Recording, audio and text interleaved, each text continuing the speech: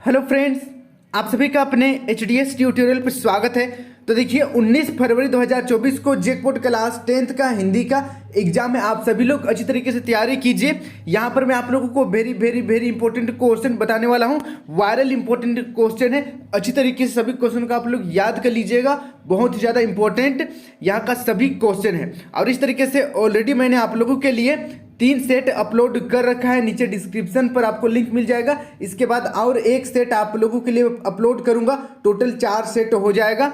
और model question को मिलाकर 5 सेट हो जाएगा। पांचों सेट को अच्छी तरीके से आप लोग पढ़ लीजिएगा तो आराम से आपका अच्छा मार्क्स आ जाएगा। नीचे डिस्क्रिप्शन पर आपको model question, viral question, important question का लिंक मिल जाएगा। और साथ में मैं आप लोगों का 2009 से लेकर 2023 तक का जो भी रिपीटेड क्वेश्चन है, जो बार बार आया हुआ है, उस पर वीडियो बना दिया है। नीचे आपको डिस्क्रिप्शन पर लिंक मिल जाएगा, तो वीडियो को जाकर जरूर देखिएगा। इससे आपको आइडिया लग जाएगा कि कौन कौन क्वेश्चन बार बार आता है, उसका आप लोग याद कर लीजिएगा।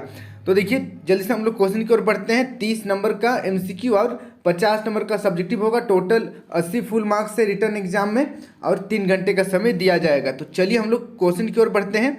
देखिए सबसे पहले यहाँ पर अपठित बोध, अनसीन पैसेज, ठीक है। यहाँ पर एक गद्यांश दिया हुआ है, इस गद्यांश को पढ़ना है और नीचे कुछ क्वेश्चन मिलेगा गद्यांश से रिलेटेड, इसका आंसर देना है। तो चलिए जल्दी जल्दी हम लोग इस गद्यांश को पढ़ लेते हैं। देखिए, भूखा मनुष्य क्या पाप नहीं करता, अर्थात सभी पाप करते हैं। धन से छिन्न मनुष्य दयाहीन हो जाता है, उसमें कर्तव्य और अकर्तव्य का विवेक नहीं रहता। यही दशा आज के युग की है। चोरी और डकैतियाँ, छीना झपटी और लूट खसोट सुनाई पड़ती है। कहीं बैंक लूटने का समाचार अखबार में छपा हुआ मिलता है, तो कहीं गाड़ियाँ लूटने का। मनुष्य के जीवन में आनंद और उल्लास न जाने कहाँ जाता है।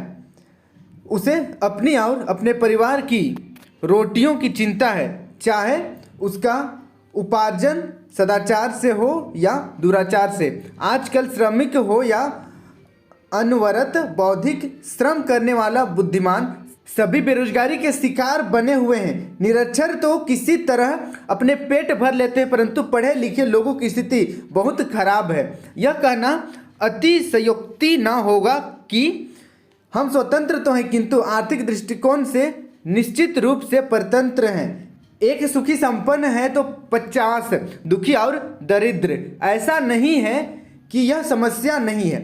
द्वितीय महायुद्ध से पहले यह समस्या भारत में विद्यमान थी। प्रश्न केवल यह है कि इस समय यह समस्या अपनी चरम सीमा पर पहुंच गई है। यह भी ठीक है कि बढ़ती हुई जनसंख्या में बेरोजगारी की समस्या को और भी बढ़ा दिया है। साधन सुविधाएं और उत्पादन तो वही रहा, परंतु उपभोक्ता अधिक हो गए हैं। उदाहरण के तौर पर घर में कमाने वाला 1 हो और खाने वाला 10 हो तो दरिद्रता अवश्य आएगी।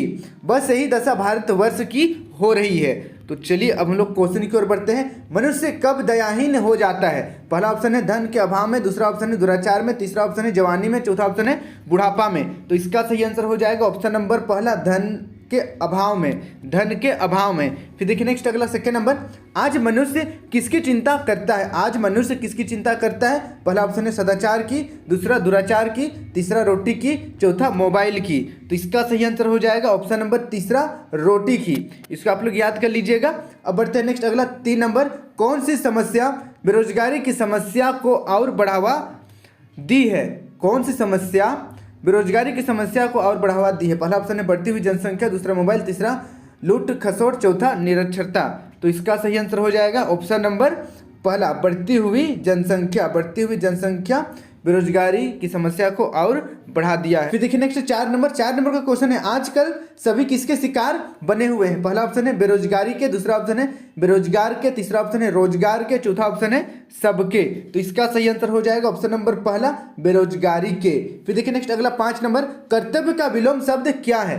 कर्तव्य का विलोम शब्द क्या है? पहला ऑप्शन है कर्मनिष्ठ, दूसरा ऑप्शन है अकर्तव्य, तीसरा ऑप्शन है कर्मवान, चौथा ऑप्शन है कर्महीन।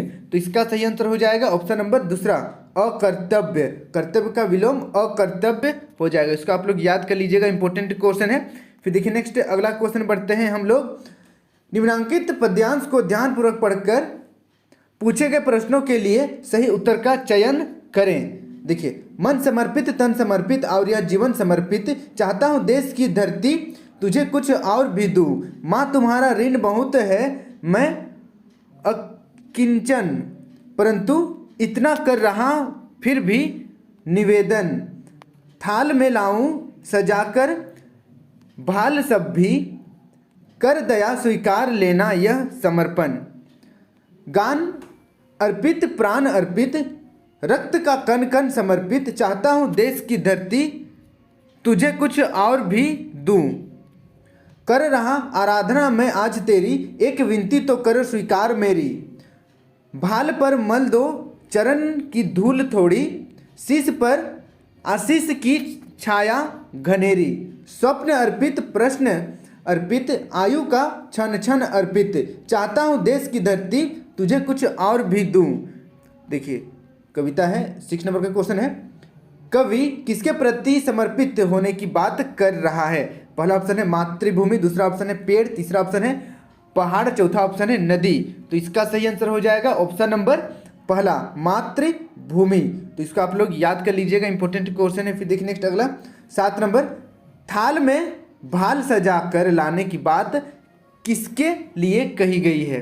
पहला ऑप्शन है प्राप्ति के लिए, दूसरा स्वार्थ के लिए, तीसरा शील के लिए, चौथा समर्पण के लिए। तो इसका सही आंसर हो जाएगा ऑप्शन नंबर चौथा, समर्पण के लिए।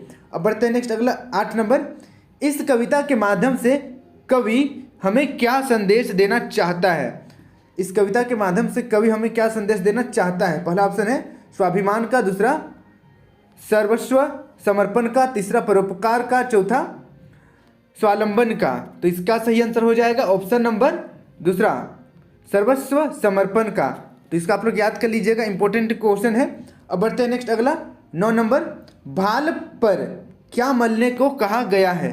पहला ऑप्शन है अबीर गुलाल को, दूसरा रोली सिंदूर को, तीसरा कुमकुम चंदन को, चौथा ऑप्शन है चरणों की धूल को।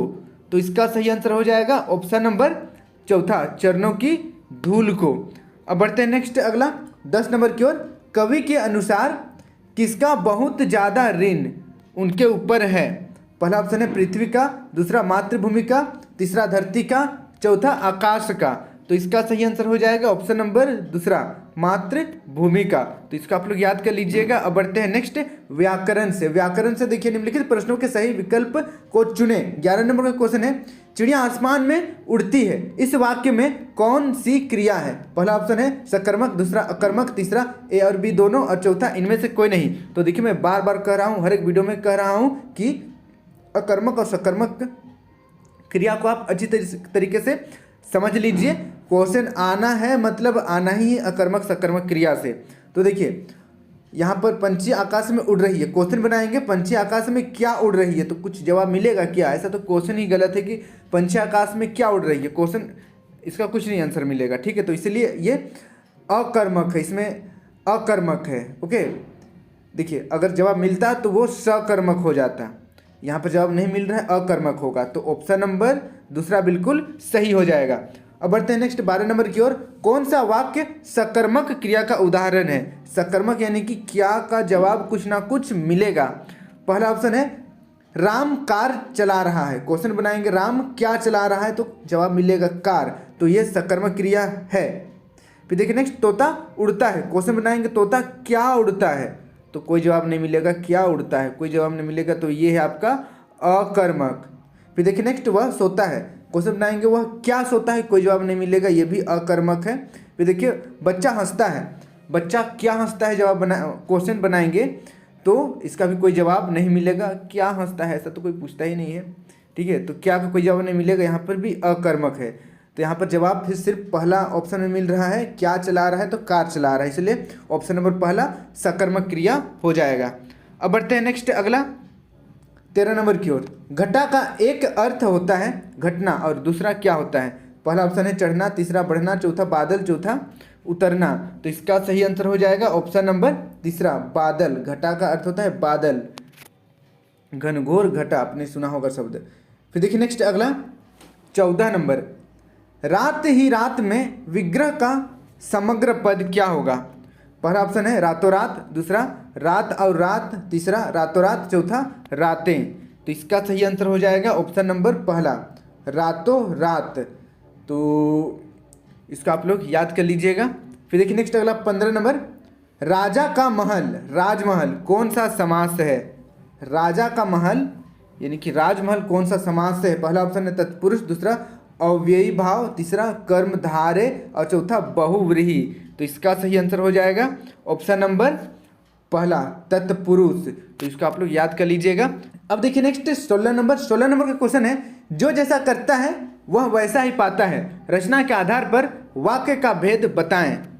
पहला ऑप्शन है संयुक्त वाक्य, दूसरा ऑप्शन है सरल वाक्य, तीसरा ऑप्शन है मिश्र वाक्य, चौथा ऑप्शन है उपवाक्य। तो इसका सही आंसर हो जाएगा ऑप्शन नंबर तीसरा, मिश्र वाक्य। तो इसको आप लोग याद कर लीजिएगा, इंपॉर्टेंट क्वेश्चन है। वाक्य से भी क्वेश्चन आएगा, आप लोग अच्छे तरीके से समझ लीजिएगा। रचना की दृष्टिकोण से 3 वाक्य होते हैं, सरल वाक्य, संयुक्त वाक्य, मिश्र वाक्य, तीनों को अच्छी तरीके से आप कवर कर लीजिएगा। देखिए नेक्स्ट 17 नंबर, रचना के आधार पर किस वाक्य में एक प्रधान वाक्य और शेष आश्रित उपवाक्य होता है? पहला ऑप्शन है सरल, दूसरा संयुक्त, तीसरा मिश्र, चौथा उपवाक्य। तो इसका सही आंसर हो जाएगा ऑप्शन नंबर तीसरा, मिश्र वाक्य। फिर देखिए नेक्स्ट 18 नंबर, बच्चे गीत गा रहे हैं, इस वाक्य में कौन सा वाच्य है? पहला ऑप्शन है कर्तृवाच्य, दूसरा कर्मवाच्य, तीसरा भाववाच्य, चौथा इनमें से कोई नहीं। तो इसका सही आंसर हो जाएगा ऑप्शन नंबर पहला, कर्तृवाच्य। अब बढ़ते हैं नेक्स्ट अगला 19 नंबर की ओर, पिता खालिस्तान पुत्र घुमाने जा रहे हैं, सही अव्यय पद को चुने। पिता खालिस्तान पुत्र घुमाने जा रहे हैं, पहला ऑप्शन है तथा, दूसरा अथवा, तीसरा और, चौथा या। तो इसका सही आंसर हो जाएगा ऑप्शन नंबर तीसरा, पिता और पुत्र घूमने जा रहे हैं। अब बढ़ते हैं नेक्स्ट अगला 20 नंबर की ओर। 20 नंबर का क्वेश्चन है, और, एवं, या, परंतु, ताकि, इसलिए, लेकिन इत्यादि किस प्रकार के अव्यय हैं? पहला ऑप्शन है परिणामवाचक, दूसरा विस्मयादि बोधक, तीसरा समुच्चय बोधक और चौथा संबंध बोधक। तो इसका सही आंसर हो जाएगा ऑप्शन नंबर तीसरा, समुच्चय बोधक। इसको आप लोग याद कर लीजिएगा, समुच्चय बोधक अव्यय। अब बढ़ते हैं नेक्स्ट अगला पाठ्य पुस्तक से। यहाँ पर फिर से एक पद्यांश दिया हुआ है, इसको पढ़ना है और नीचे कुछ क्वेश्चन है, उसका आंसर देना है। देखिए, विकल विकल उन्मन थे उन्मन, विश्व के निदाघ के सकल जन, आए अज्ञात दिशा से अनंत के घन, तप्त धरा जल से फिर शीतल कर दो बादल गरजो। तो देखिए नेक्स्ट 21 नंबर, प्रस्तुत पद्यांश में किन किन शब्दों की पुनरावृत्ति हुई है? पहला ऑप्शन है विकल और उन्मन, दूसरा ऑप्शन है उन्मन, तीसरा ऑप्शन है घन, चौथा ऑप्शन है विकल। तो इसका सही आंसर हो जाएगा ऑप्शन नंबर पहला, विकल और उन्मन। तो इसको आप लोग याद कर लीजिएगा। अब बढ़ते हैं नेक्स्ट अगला क्वेश्चन की ओर। 22 नंबर, जल से फिर शीतल कर दो का संकेतार्थ क्या है? जल से फिर शीतल कर दो का संकेतार्थ क्या है? पहला ऑप्शन है खेतों को सींचना, दूसरा ऑप्शन है शांति और सुख लाना, तीसरा जल छिड़कना, चौथा इनमें सभी। तो इसका सही आंसर हो जाएगा ऑप्शन नंबर दूसरा, शांति और सुख लाना, शांति और सुख लाना। अब बढ़ते हैं नेक्स्ट 23 नंबर की ओर। 23 नंबर का क्वेश्चन है, कवि ने बादल को क्या कहकर पुकारा है? कवि ने बादल को क्या कहकर पुकारा है? पहला ऑप्शन है अज्ञात दिशा से आने वाले, दूसरा बरसने वाले, तीसरा ज्ञात दिशा से आने वाले, चौथा इनमें से कोई नहीं। तो इसका सही आंसर हो जाएगा ऑप्शन नंबर पहला, अज्ञात दिशा से आने वाले। तो इसका आप लोग अच्छी तरीके से याद कर लीजिएगा। अब बढ़ते हैं नेक्स्ट अगला 24 नंबर की ओर। निदाघ का शाब्दिक अर्थ है, निदाघ का शाब्दिक अर्थ क्या है? पहला ऑप्शन है ठंडा, दूसरा सर्दी, तीसरा गर्मी, चौथा बरसात। तो इसका सही आंसर हो जाएगा ऑप्शन नंबर तीसरा, गर्मी। इसको आप लोग अच्छी तरीके से याद कर लीजिएगा। अब बढ़ते हैं नेक्स्ट अथवा की ओर। अथवा क्वेश्चन देखिए, अथवा मीन्स या तो ऊपर का बनाना है या फिर नीचे का बनाना है, दोनों में से एक। देखिए, मन की मन ही मांझ रही, कहिए जाए कौन पै उधऊ, नाही परत कही, अवधि आधार आस आवन की, तन मन बिथा सही।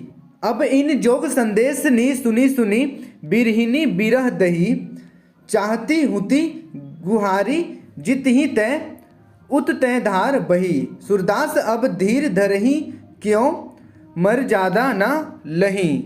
तो देखिए 21 नंबर का क्वेश्चन है, ऊपर भी आपने 21 नंबर देखा होगा, क्योंकि यहाँ पर अथवा है इसलिए 21 से लेकर 24 नंबर तक आपको रिपीटेड नंबर मिलेगा। देखिए 21 नंबर, प्रस्तुत पद में किसकी मन की बात मन में ही रह गई है?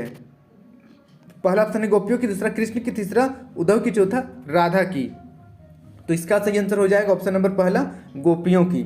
इसको आप लोग याद कर लीजिएगा। फिर देखिए नेक्स्ट अगला 22 नंबर, कृष्ण ने गोपियों के लिए कौन सा संदेश भिजवाया? पहला ऑप्शन है भक्ति का, दूसरा योग का, तीसरा सगुण का, चौथा मिलन का। तो इसका सही आंसर हो जाएगा ऑप्शन नंबर दूसरा, योग का संदेश भिजवाया। इसको आप लोग याद कर लीजिएगा, इंपॉर्टेंट क्वेश्चन है। अब बढ़ते हैं नेक्स्ट अगला 23 नंबर की ओर। कृष्ण के संदेश को सुनकर गोपी की स्थिति कैसी हो गई? पहला ऑप्शन है मिलन की आस जगी, दूसरा विरह की आग जगी, तीसरा खुशी की आस जगी, चौथा प्रेम की आग जगी। तो इसका सही आंसर हो जाएगा ऑप्शन नंबर दूसरा, विरह की आग जगी। तो इसको आप लोग याद कर लीजिएगा। अब बढ़ते हैं नेक्स्ट अगला 24 नंबर, गोपियों के अनुसार कृष्ण ने कौन सी मर्यादा का उल्लंघन किया? पहला ऑप्शन है जाति की, दूसरा धर्म की, तीसरा प्रेम की, चौथा राजधर्म की। तो इसका सही आंसर हो जाएगा ऑप्शन नंबर चौथा, राजधर्म की। तो इसको आप लोग अच्छी तरीके से याद कर लीजिएगा। अब बढ़ते हैं नेक्स्ट अगला क्वेश्चन की ओर। अगला देखिए यहाँ पर फिर से गद्यांश, इस गद्यांश को पढ़ना है और नीचे कुछ क्वेश्चन है उसका आंसर देना है। तो चलिए पहले हम लोग गद्यांश को पढ़ लेते हैं। देखिए, शहनाई के इसी मंगल ध्वनि के नायक बिस्मिल्लाह खां साहब 80 बरस से सूर मांग रहे हैं। सच्चे सूर के नेमत 80 बरस की पांचों वक्तों की नमाज इसी सूर को पाने की प्रार्थना में खर्च हो जाते हैं। लाखों सजदे इसी एक सच्चे सूर की इबादत में खुदा के आगे झुकते हैं। वे नमाज के बाद सजदे में गिड़गिड़ाते हैं, मेरे मालिक एक सूर बख्श दे। सूर में वह तासीर पैदा कर कि आंखों में सच्चे मोती की तरह आंसू निकल आए। उनको यकीन है कभी खुदा यूं ही उन पर मेहरबान होगा, अपनी झोली से सूर का फल निकाल कर उनकी ओर उछालेगा, फिर कहेगा ले जा अमीरुद्दीन, इसको खा ले और कर ले अपनी मुराद पूरी। तो देखिए नेक्स्ट 25 नंबर का क्वेश्चन है, शहनाई की ध्वनि को कैसी ध्वनि कहा जाता है? पहला ऑप्शन है मेघ ध्वनि, दूसरा मंगल ध्वनि, तीसरा सुमधुर ध्वनि और चौथा कर्णप्रिय ध्वनि। तो इसका सही आंसर हो जाएगा ऑप्शन नंबर दूसरा, मंगल ध्वनि। इसको आप लोग याद कर लीजिएगा। 26 नंबर का क्वेश्चन देखिए, नमाज के बाद बिस्मिल्लाह खां खुदा से क्या मांगते थे? पहला ऑप्शन है धन, दूसरा बुद्धि, तीसरा सच्चा सूर, चौथा शहनाई। तो इसका सही आंसर हो जाएगा ऑप्शन नंबर तीसरा, सच्चा सूर। तो इसको आप लोग याद कर लीजिएगा। अब बढ़ते हैं नेक्स्ट अगला क्वेश्चन की ओर। अगला क्वेश्चन है, शहनाई की मंगल ध्वनि का नायक किसे कहा गया है? पहला ऑप्शन है उस्ताद सलार हुसैन, दूसरा ऑप्शन है बिस्मिल्लाह खां, तीसरा ऑप्शन है शहाबुद्दीन, चौथा ऑप्शन इनमें से कोई नहीं। तो इसका सही आंसर हो जाएगा ऑप्शन नंबर दूसरा, बिस्मिल्लाह खां। तो इसका आप लोग याद कर लीजिएगा। फिर देखिए नेक्स्ट अगला 28 नंबर, कितने सजदे सच्चे सूर की इबादत में खुदा के आगे झुकते हैं? पहला ऑप्शन है हजारों, दूसरा लाखों, तीसरा करोड़ों, चौथा 100। तो इसका सही आंसर हो जाएगा ऑप्शन नंबर दूसरा, लाखों। इसको आप लोग याद कर लीजिएगा, इंपॉर्टेंट क्वेश्चन है। अब देखिए नेक्स्ट अगला क्वेश्चन, निम्नलिखित प्रश्नों के सही विकल्प को चुने। 29 नंबर का क्वेश्चन है, लेखिका ने गंगटोक को किन लोगों का शहर बताया? पहला ऑप्शन है गरीबों का, दूसरा मेहनतकश बादशाहों का, तीसरा नवाबों का, चौथा राजाओं का। तो इसका सही आंसर हो जाएगा ऑप्शन नंबर दूसरा, मेहनतकश बादशाहों का। तो इसको आप लोग याद कर लीजिएगा, इंपॉर्टेंट क्वेश्चन है। फिर देखिए नेक्स्ट अगला 30 नंबर का क्वेश्चन है, अंत में मूर्तिकार ने कैसी नाक लगाने का सुझाव दिया? पहला ऑप्शन है पत्थर की नाक, दूसरा जिंदा नाक, तीसरा प्लास्टिक की नाक, चौथा लाख की नाक। तो इसका सही आंसर हो जाएगा ऑप्शन नंबर दूसरा, जिंदा नाक। तो इसको आप लोग याद कर लीजिएगा। अब बढ़ते हैं हम लोग अगला सब्जेक्टिव क्वेश्चन की ओर। जितना भी यहाँ पर एमसीक्यू क्वेश्चन है, ऑब्जेक्टिव क्वेश्चन है, अच्छी तरीके से आप लोग याद कर लीजिएगा। अब बढ़ते हैं नेक्स्ट अगला देखिए सब्जेक्टिव प्रश्न, अति लघु उत्तरीय। यहाँ पर टोटल आप लोगों को 8 क्वेश्चन दिया हुआ रहेगा, उसमें से कोई भी 6 प्रश्न को ही आप लोगों को सोल्व करना है। ज़्यादा दिमाग लगाकर 8 का 8 सोल्व करने का कोई ज़रूरत नहीं है, समय बर्बादी होगा आपका। 6 ही सोल्व कीजिए और अच्छी तरीके से लिखिए हैंड राइटिंग बैठाकर। काफ़ी बच्चे कहते हैं कि मैंने तो 8 का 8 क्वेश्चन बना दिया सर, तो क्या नंबर कटेगा क्या? भैया जी नंबर नहीं कटेगा, बट आपका समय बर्बाद होगा। ओके चलिए, और वैसे भी अगर 1-2 नंबर गलत हो गया, बाकी 8वां नंबर आप सही किए हैं तो नंबर कटेगा, इस चीज़ को ध्यान रखिएगा। देखिए, निम्नलिखित प्रश्नों में से किन्हीं 6 प्रश्नों का उत्तर लगभग 40 शब्दों में देना है। ठीक है, देखिए यहाँ पर 2 नंबर ही है, तो कम से कम 3 लाइन भी लिखिएगा तो इजीली आपको पूरा 2 नंबर मिल जाएगा। देखिए 31 नंबर का क्वेश्चन है, कैप्टन चश्मा वाले के साथ कैसा व्यवहार किया जाना अपेक्षित था? पहला ऑप्शन है, कैप्टन चश्मा वाले के साथ सहानुभूतिपूर्ण एवं सहयोगपूर्ण व्यवहार किया जाना चाहिए। वह एक अपंग व्यक्ति था, फिर भी किसी से कुछ मांगता नहीं था, बल्कि नेताजी के सम्मान की रक्षा में अपना योगदान कर रहा था। लोगों का उसी अपेक्षा करना निंदनीय है। लोगों का यहाँ पर उसकी होना चाहिए, लोगों का उसकी, यहाँ पर उसकी, उसकी, लोगों द्वारा या लोगों का उसकी उपेक्षा करना निंदनीय है। यहाँ पर ध्यान दीजिएगा, उसकी उपेक्षा करना निंदनीय है। वह समाज से सम्मान पाने का पूरा हकदार था। फिर देखिए नेक्स्ट 32 नंबर, फादर बुल्के के व्यक्तित्व पर संक्षेप में प्रकाश डालें। तो इसका उत्तर देखिए, फादर कामिल बुल्के का सुंदर लंबा भव्य शरीर और सुशील चेहरा उनके व्यक्तित्व को प्रभावशाली बनाता है। वे एक सच्चे इंसान थे। उनकी आत्मा निर्दोष और निर्विकार थी। वे बड़े करुणामय, ममताशील, स्नेही, सहयोगी और आत्मीय व्यक्ति थे। उनके जीवन में किसी प्रकार का अहम भाव नहीं था। वे सभी के लिए एक छायादार वृक्ष के समान थे। तो इसको आप लोग याद कर लीजिएगा, इंपॉर्टेंट क्वेश्चन है। अब बढ़ते हैं नेक्स्ट अगला 33 नंबर की ओर, बाल गोविंद भगत का रेखाचित्र प्रस्तुत करें। तो इसका उत्तर देखिए, नाम बाल गोविंद भगत गृहस्थ होते हुए भी सन्यासी, उम्र 60 के ऊपर, मंझोले कद के गोरे चिट्ठे व्यक्ति थे। बाल सफ़ेद एवं नूरानी, चेहरा चमकदार, कमर में सिर्फ एक लंगोट और सिर पर कबीरपंथी कनपट्टी टोपी, यही थी उनकी वेशभूषा।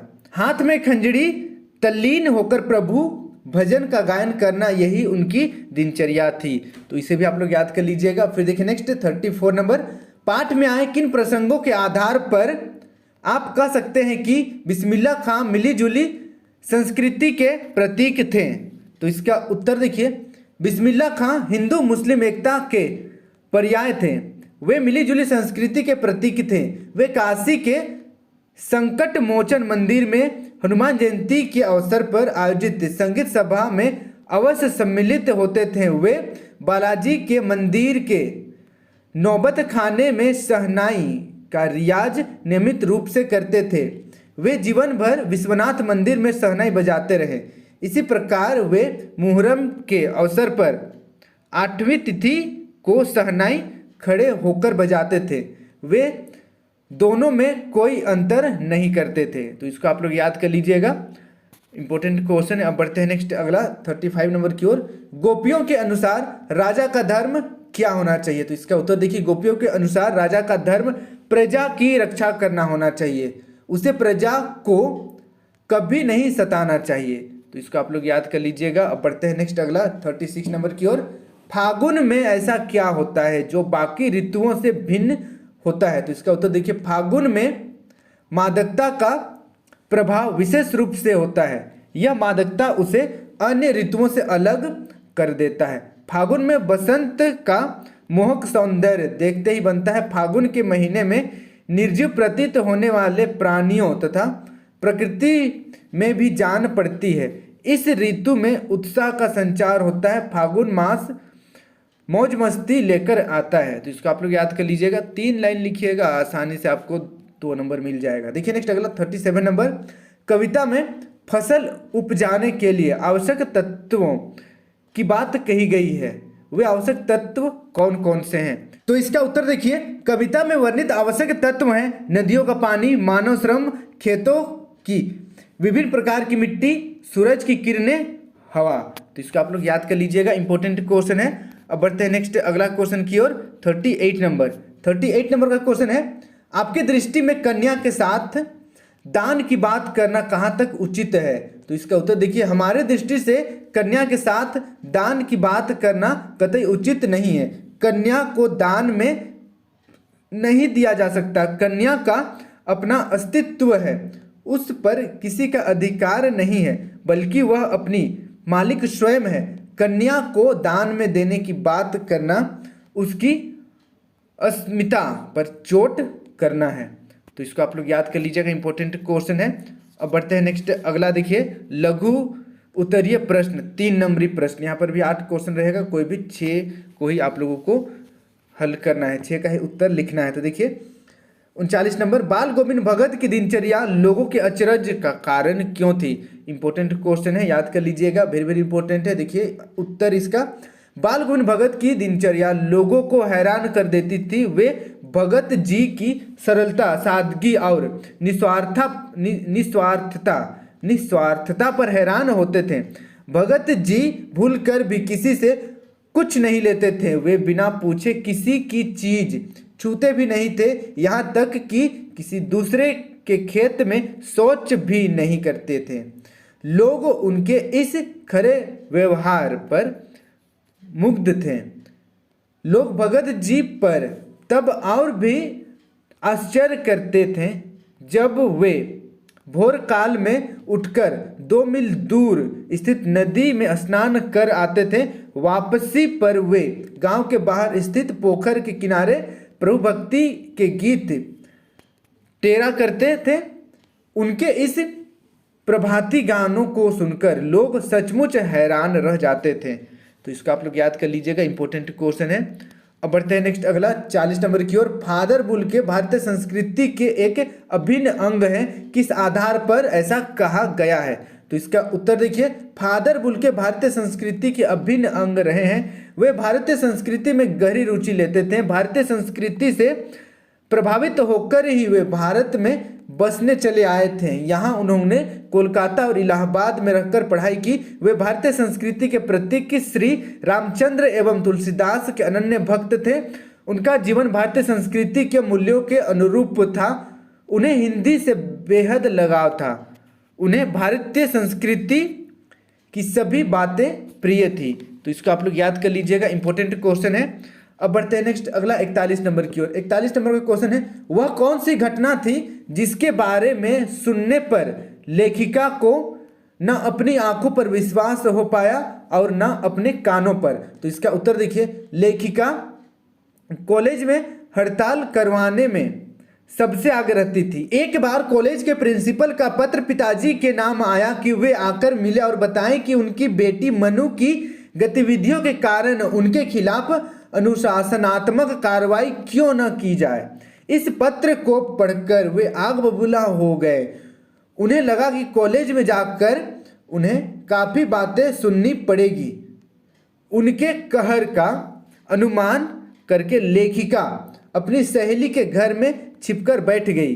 कॉलेज जाकर पिताजी को प्रिंसिपल का यह कहना सुनने को मिला कि वह अपनी लड़की को घर पर बिठा ले, क्योंकि उसके इशारे पर अन्य लड़कियां मैदान में जमा होकर नारे लगाने लगती हैं। यह सुनकर पिताजी को अपने बेटी पर गर्व हुआ और वे प्रिंसिपल से यह कहकर आए कि यह तो पूरे देश की पुकार है, इसे कोई कैसे रोक सकता है। वे खुश होकर घर लौटे। जब लेखिका की मां ने पिताजी के खुश होने के बारे में बताया तब लेखिका को इस पर सहज विश्वास नहीं हुआ। तो इसको आप लोग याद कर लीजिएगा, इंपॉर्टेंट क्वेश्चन है। अब बढ़ते हैं नेक्स्ट अगला 42 नंबर की ओर। 42 नंबर का क्वेश्चन है, संगीतकार जैसे व्यक्ति संगीत के अलावा और किन किन क्षेत्रों में दिखाई देते हैं? तो इसका उत्तर देखिए, संगीतकार जैसे व्यक्ति संगीत के अलावा इन क्षेत्रों में दिखाई देते हैं। जैसे क नंबर देखिए, नाटक के क्षेत्र में, ख नंबर नृत्य के क्षेत्र में, ग नंबर शिक्षा के क्षेत्र में और चौथा राजनीति के क्षेत्र में और पांचवा यानी कि अंगा नंबर धर्म के क्षेत्र में। तो इसको आप लोग याद कर लीजिएगा, इंपॉर्टेंट क्वेश्चन है। अब बढ़ते हैं नेक्स्ट अगला 43 नंबर की ओर। परशुराम के क्रोध करने पर राम और लक्ष्मण की जो प्रतिक्रियाएं हुई उनके आधार पर दोनों के स्वभाव की विशेषता लिखे। तो इसका उत्तर देखिए, परशुराम के क्रोध करने पर राम के विनयशील एवं मृदु स्वभाव का परिचय मिलता है। वे परशुराम का क्रोध शांत करने के लिए स्वयं को उनका दास बताते हैं। वे लक्ष्मण को भी शांत रहने का संकेत करते हैं। वे धैर्यवान हैं। लक्ष्मण व्यंग्यपूर्ण भाषा का प्रयोग करते हैं। वे किसी से दबना नहीं जानते। वे परशुराम को खरी खोटी सुनाते हैं। ख नंबर देखिए, लक्ष्मण तर्कशील है, उनके तर्क अकाट्य हैं। लक्ष्मण ऊपर से तो मुस्कुराते रहते हैं पर उनके मन में क्रोध के भाव हैं। वे व्यंग करने में प्रवीण हैं। वे वाक्पटु भी हैं। तो इसको आप लोग याद कर लीजिएगा, इंपॉर्टेंट क्वेश्चन है। अब बढ़ते हैं नेक्स्ट अगला क्वेश्चन की ओर। 44 नंबर का क्वेश्चन है, छाया शब्द यहाँ किस संदर्भ में प्रयुक्त हुआ है? कवि ने उसे छूने के लिए मना क्यों किया है? या इसी क्वेश्चन को दूसरे तरीके से पूछा जा सकता है कि छाया को छूने से कवि का क्या आशय है? वह छाया को छूने से क्यों मना करता है? तो इसका उत्तर देखिए, इस कविता में छाया शब्द भ्रम या दुविधा की स्थिति के लिए प्रयुक्त हुआ है। यहाँ छाया शब्द पुरानी स्मृतियों के लिए भी है। कवि छाया को छूने से इसलिए मना करता है क्योंकि यह वास्तविकता से दूर होती है। यह यथार्थ स्थिति नहीं होती। इसके पीछे भागना अपने दुख को बढ़ाना है। विगत स्मृतियों की छाया के सहारे जीवन नहीं जिया जा सकता, वर्तमान में जीना होगा। तो इसको आप लोग याद कर लीजिएगा, इंपॉर्टेंट क्वेश्चन है। अब बढ़ते हैं नेक्स्ट 45 नंबर की ओर। 45 नंबर का क्वेश्चन है, आपके विचार से भोलानाथ अपने साथियों को देखकर सिसकना क्यों भूल जाता है? तो इसका उत्तर देखिए, घर में माँ बच्चे के लाख छटपटाने पर भी उसे पकड़कर उसके सिर में चुल्लू भर कड़वा तेल डाल देती थी। वह सिर को तेल से सराबोर करके ही छोड़ती थी। फिर माथे पर काजल की बिंदी लगाती और फूलदार लट्टू बांधकर कुर्ता टोपी पहना देती। इस प्रकार माँ के हठ से तंग आकर बच्चा सिसकने लगता था। तब वे बाबूजी की गोद में सिसकते बाहर आते, पर बाहर आते ही उनकी प्रतीक्षा करता बालकों का झुंड मिल जाता था। तब वह अपने खेल के साथियों को देखकर सिसकना भूल जाता था। हमारे विचार से वह खेलने का अवसर पाकर सिसकना भूल जाता था। तो इसको आप लोग याद कर लीजिएगा, इंपॉर्टेंट क्वेश्चन है। अब बढ़ते हैं नेक्स्ट अगला 46 नंबर की ओर। 46 नंबर का क्वेश्चन है, माँ ने बेटी को क्या क्या सीख दी? माँ ने बेटी को क्या क्या सीख दी? तो इसका उत्तर देखिए, माँ ने बेटी को निम्नांकित सीख दी। जिसे क नंबर देखिए, कभी अपने रूप सौंदर्य पर गर्व मत करना। दूसरा, आग का सदुपयोग करना। आग रोटी सेकने के काम आती है, जलने के लिए नहीं। फिर देखिए ग नंबर, वस्त्र आभूषण पाकर भ्रमित न हो जाना। ये स्त्री जीवन के बंधन है। फिर देखिए घ नंबर, लड़की होने पर भी लड़की जैसा मत दिखना, अर्थात साहसी एवं निडर बनकर रहना। तो इसको आप लोग याद कर लीजिएगा, इंपॉर्टेंट क्वेश्चन है। अब बढ़ते हैं नेक्स्ट 5 नंबर की ओर। दीर्घ उत्तरीय प्रश्नोत्तर लगभग 100 शब्द में लिखना है। 5 नंबर मिलेगा तो लगभग 6 से 7 लाइन लिखिएगा, काफ़ी है। निबंध को छोड़कर, निबंध को तो आपको ज़्यादा ही लिखना पड़ेगा। देखिए नेक्स्ट 47 नंबर, 4 दिनों की छुट्टी के लिए प्रधानाध्यापक के पास एक आवेदन पत्र लिखिए। बहुत ज़्यादा इंपॉर्टेंट है, इसको आप अच्छी तरीके से याद कर लीजिएगा। देखिए, सेवा में प्रधानाचार्य, जिला स्कूल रांची, दिनांक 10/5/2023। विषय 4 दिन के अवकाश के लिए प्रार्थना पत्र। यहाँ पर जो दिनांक दिया हुआ है, आपको एग्जाम, जिस दिन आपका एग्जाम होगा उस डेट को लगाना है। आपको अपना स्कूल का नाम यहाँ पर लिखना है। महोदय, कल अचानक मेरा स्वास्थ्य खराब हो गया। स्कूल से लौटते हुए चिलचिलाती धूप लगने से मुझे जोर का सिर दर्द हुआ, जिससे मैं बेचैन हो उठा। मुझे अब काफ़ी शारीरिक कमजोरी अनुभव हो रही है। मैं स्कूल आने की स्थिति में नहीं हूँ। डॉक्टर ने भी मुझे पूर्ण विश्राम का परामर्श दिया है। कृपया मुझे आज का अवकाश प्रदान कर अनुग्रहित करें। आपका आज्ञाकारी छात्र, प्रत्यूष कुमार आपको यहाँ पर अपना नाम लिख देना है। तो इसको आप लोग अच्छी तरीके से याद कर लीजिए, इंपॉर्टेंट क्वेश्चन है। अब बढ़ते हैं नेक्स्ट अगला क्वेश्चन की ओर। अगला क्वेश्चन है, 1 मिनट, यहाँ पर क्वेश्चन में देखिए, क्वेश्चन में 4 दिनों की छुट्टी है और यहाँ पर मुझे आज की छुट्टी का अवकाश, तो यहाँ पर आप लिख दीजिएगा मुझे 4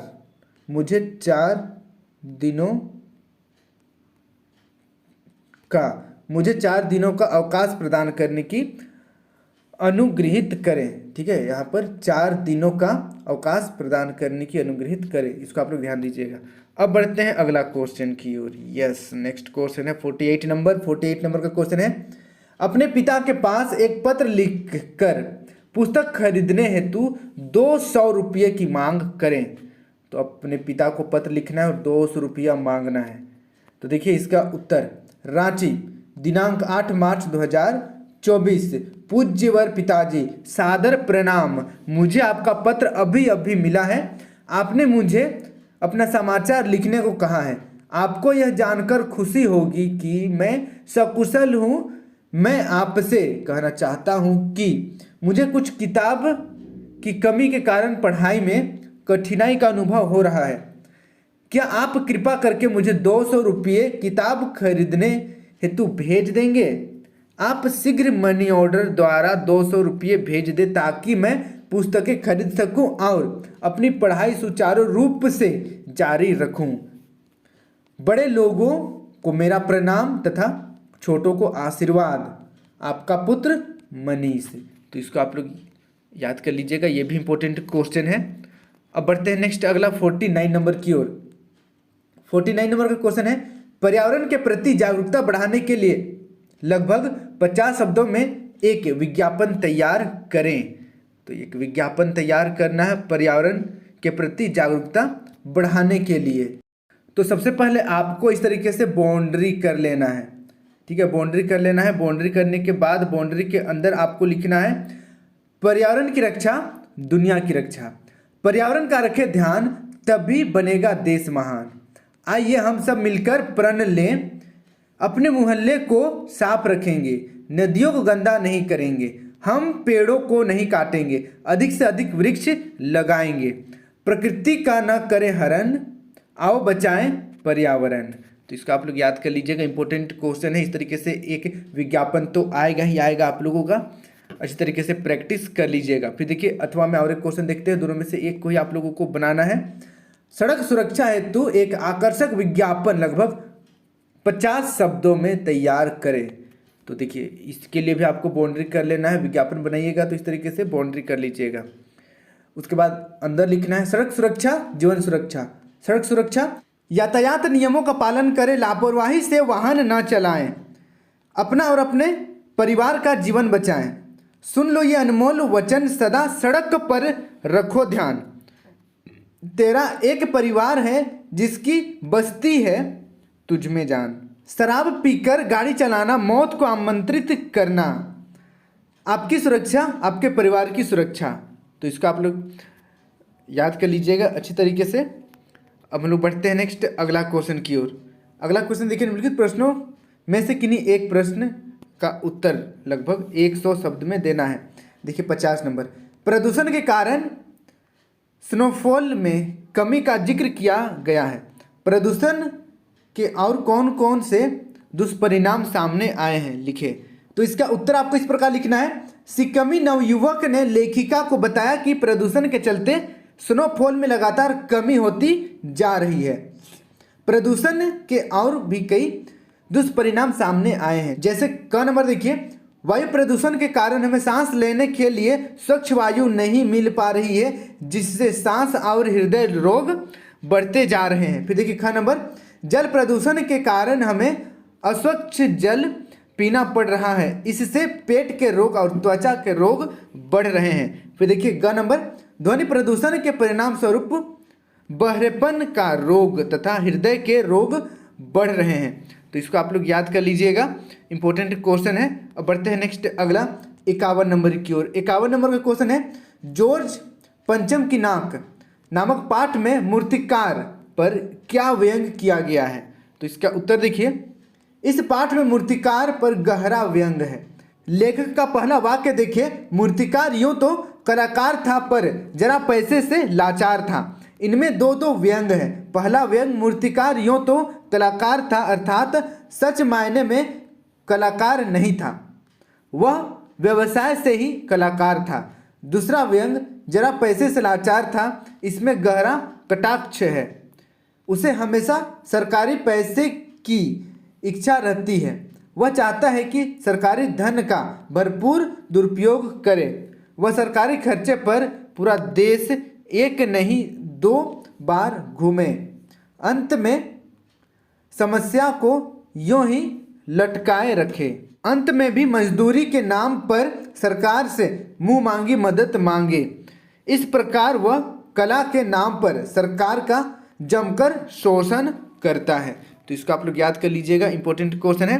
अब बढ़ते हैं नेक्स्ट हम लोग निबंध की ओर। तो यहाँ पर मैं आप लोगों को निबंध बता रहा हूँ, पढ़कर नहीं सुनाऊंगा। आप लोग कहीं से भी देख सकते हैं, आपके पास होगा व्याकरण का बुक, उसमें इजीली आपको मिल जाएगा। बस यहाँ पर मैं हेडिंग बताऊंगा कि क्या क्या निबंध इंपॉर्टेंट है। देखिए, समय का महत्व, या समय का महत्व ही दूसरे तरीके से पूछा जा सकता है। समय अमूल्य धन है, निबंध लिखें, या समय का सदुपयोग।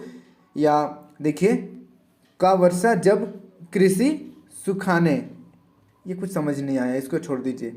देखिए, फिर पछताए होत क्या जब चिड़िया चुग गई खेत। सब का मतलब एक ही है, समय का महत्व। तो समय का महत्व निबंध को अच्छी तरीके से आप लोग पढ़ लीजिएगा, 2-3 बार पढ़ लीजिएगा, एक बार लिखने का प्रैक्टिस जरूर कर लीजिएगा। अगला देखिए, बिरसा मुंडा। बिरसा मुंडा भी बहुत बार एग्जाम में आ चुका है। अगर आप लोग प्रीवियस रिपीटेड क्वेश्चन देखिएगा तो बिरसा मुंडा भी बहुत बार आया हुआ है। अच्छी तरीके से आप लोग बिरसा मुंडा निबंध याद कर लीजिएगा। फिर देखिए नेक्स्ट अगला, कंप्यूटर आज की जरूरत। कंप्यूटर आज की जरूरत या विज्ञान का अद्भुत वरदान कंप्यूटर, ये भी इंपॉर्टेंट है। इसको भी आप लोग याद कर लीजिएगा, 2-3 बार पढ़ लीजिएगा, जो आपको याद हो जाए, जो समझ में आ जाए, उसको एग्जाम में लिख लीजिएगा अच्छी तरीके से। ठीक है, तो आज के लिए इतना ही। जितना भी यहाँ पर मैंने क्वेश्चन बताया है सभी काफ़ी ज़्यादा इंपॉर्टेंट है। सभी क्वेश्चन को आप अच्छी तरीके से याद कर लीजिएगा। आप सिर्फ एक वीडियो देखते हैं और परेशान होते हैं या खुश होते हैं कि सिर्फ इसी से सब आएगा, ऐसा नहीं है। आपको 2-3 सेट देखना पड़ेगा। मैंने 5 सेट अपलोड किया है, 5 सेट को देखिएगा, तब आपका काफ़ी अच्छा मार्क्स आ जाएगा। रिटर्न एग्जाम 80 का हो रहा है, तो पूरा वीडियो को देख लीजिएगा मेरा सभी सेट को, तो लगभग 70 से 80 नंबर आराम से आपका आ जाएगा। 80 में तो 80 किसी का नहीं आता है, हिंदी में बहुत ही रेयर बच्चों का आता है। बट आप चाहते हैं, आप अगर आप में काबिलियत है तो आप ला सकते हैं। ऐसा कुछ नहीं कि इम्पॉसिबल है, बस थोड़ा सा मुश्किल है। ठीक है, तो यहाँ पर जो भी क्वेश्चन मैंने बताया सभी को अच्छी तरीके से याद कर लीजिएगा। इसके बाद में और लास्ट एक सेट आप लोगों के लिए अपलोड करूँगा, उसे भी देखना मत भूलिएगा। आप लोगों के लिए मॉडल क्वेश्चन का लिंक मैं नीचे डिस्क्रिप्शन पर दे दूंगा। वायरल क्वेश्चन का लिंक आपको नीचे डिस्क्रिप्शन पर मिल जाएगा। वेरी वेरी इंपॉर्टेंट क्वेश्चन का भी लिंक नीचे आपको डिस्क्रिप्शन पर मिल जाएगा, तो जाकर जरूर चेकआउट कीजिएगा। रिपीटेड क्वेश्चन का भी लिंक आपको मिल जाएगा, जाकर जरूर वीडियो को देख लीजिएगा। पता चलेगा आपको कि कौन कौन सा क्वेश्चन हर एक साल या 3-4 साल या कई सारा ऐसा क्वेश्चन है जो 5-6 बार रिपीट हुआ है, वो सबको आप जरूर याद कर लीजिएगा। तो बस आज के लिए इतना ही। अपने सभी दोस्तों के साथ वीडियो को शेयर कर दिए और चैनल को सब्सक्राइब कर लीजिएगा। Thank you for watching video. जय हिंद, जय भारत।